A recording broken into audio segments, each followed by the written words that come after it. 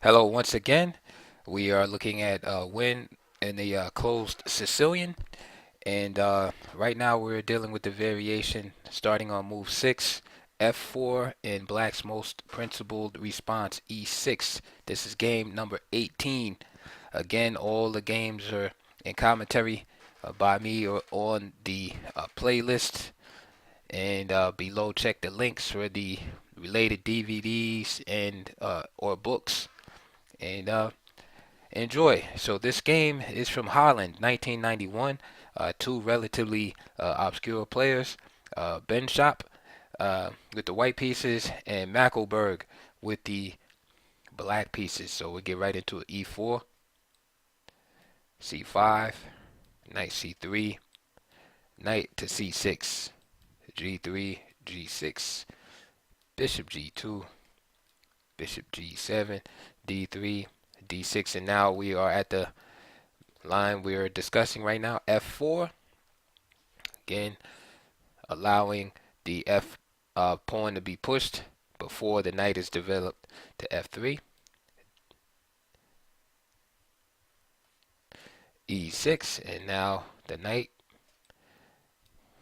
G7. This allows black at some point, if he wishes, to counter himself with F4, F5.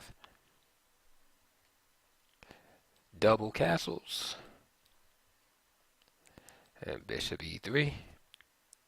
And now notice this move is actually threatened here. So knight D4, stopping that. And now queen D2. This is white's easiest and most common response, right? Creating this queen bishop battery with the old school idea, of course, after eventual F5 to trade off the pride of black's position, which is this dark squared bishop. This also prepares to move the knight on c3 back to d1. Notice not the e2 where it could be traded off by the knight on d4. For example, because white's idea is to play c3. All right. So let's just say, for example, rook b1, rook b1, rook b8, and let's say knight e2, and then let's just say b5 here, and then c3.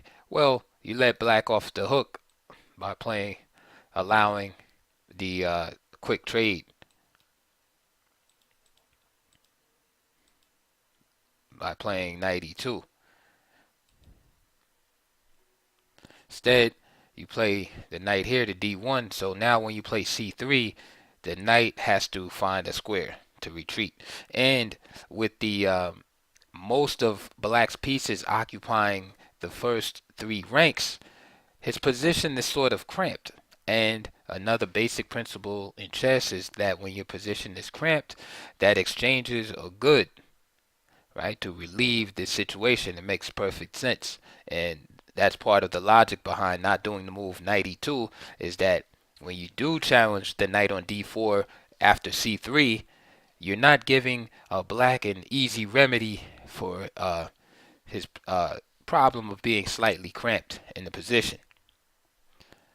All right, so after queen d2, rook b8 was played, and And of course, this not only prepares the move b5, but just clears the rook off of this diagonal. There's often tactics here if this pawn is pushed prematurely because of the rook sitting on a8.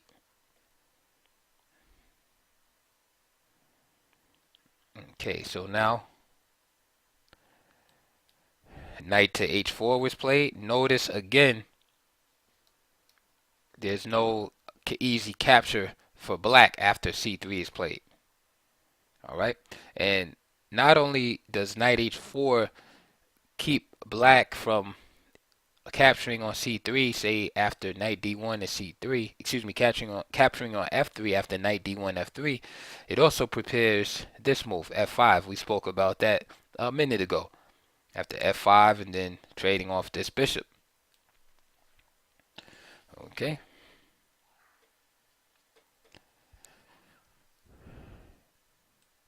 Bishop D7, knight D1. So now it's crystal clear. All right.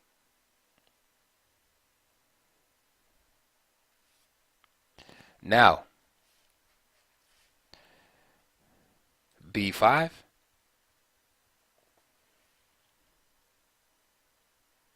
Okay. And now C3. And again, there's no trade-off, no possibilities. So he has to go back. And you can see again, black is okay, but he's still slightly cramped. And in these type of positions, sometimes you just wind up getting overran slowly just from lack of space here. And now F5, a thematic move here. All right. So black is trying to attack on the queen side, but the king side attack is faster and more deadly. Okay, because the king is right there. It doesn't matter how much advantage black might have on the queen side. He doesn't have anything big here, but I'm just saying it doesn't matter because if you get checkmated, the game is over. And this is what happens a lot of time in some of these attacks like this, where one player is concentrating on the queen side and the other player is concentrating on the king side. Sometimes he gets a tremendous advantage on the queen side, but then he gets checkmated because the player that's attacking the king has more leeway with sacrifices and giving up material because he can afford to force checkmate.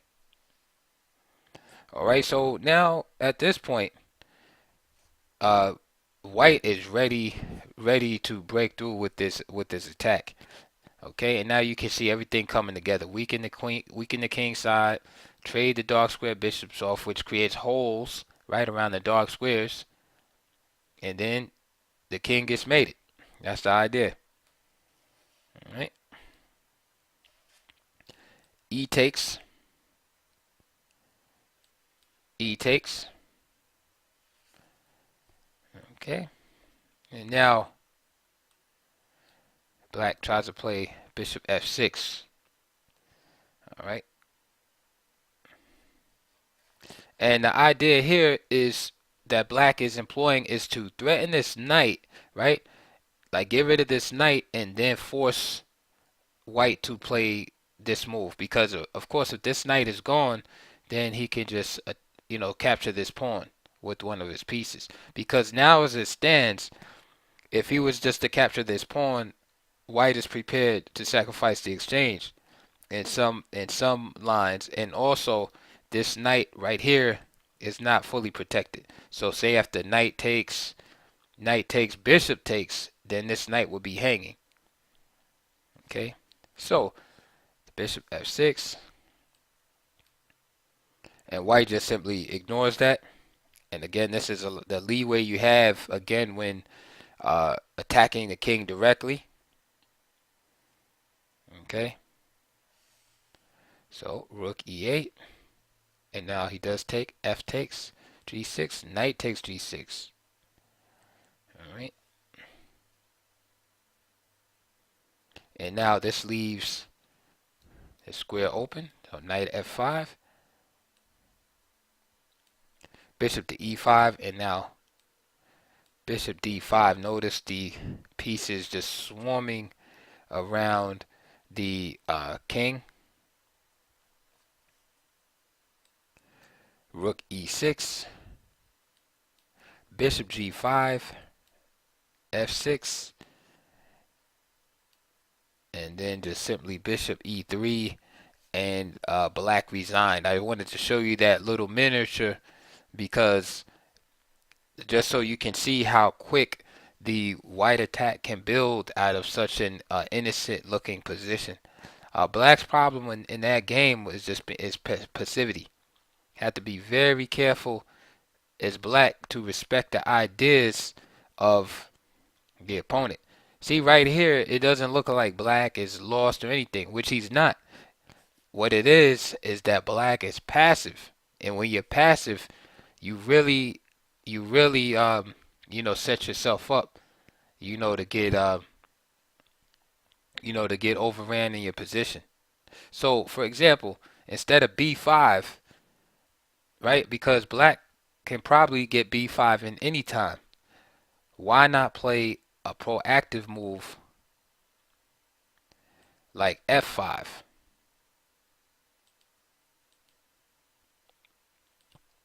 Play a proactive move like f5 at this point, so that um, you you stop the idea of your opponent. What does white really do after this? Okay, I mean white's not lost or anything. I mean he can still play c3 and all that. White's not lost, but the game is pretty much equal. Okay, but f5 blocks the attack, the immediate idea of f5 and all of that drama that just took place. All right, and so now the game, with the strategy of the game, the idea of the game would shift totally, where white would just have to, fight in the center. Black would, be doing the same thing with e5 or maybe d5 uh, down the road. White would be playing c3, maybe at some point trying to get in d4.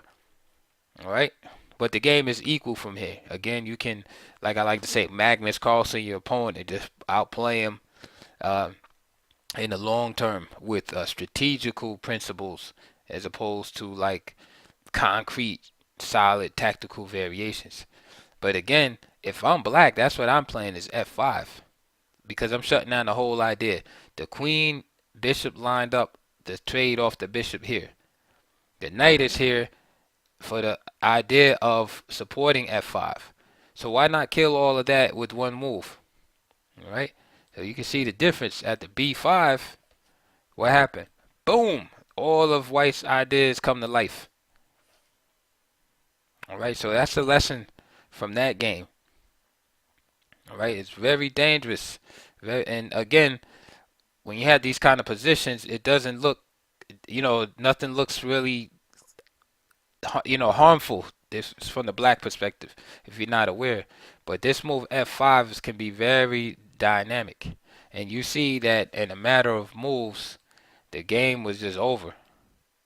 And of course, black could have defended a little better. Maybe instead of bishop f6, again, maybe being more,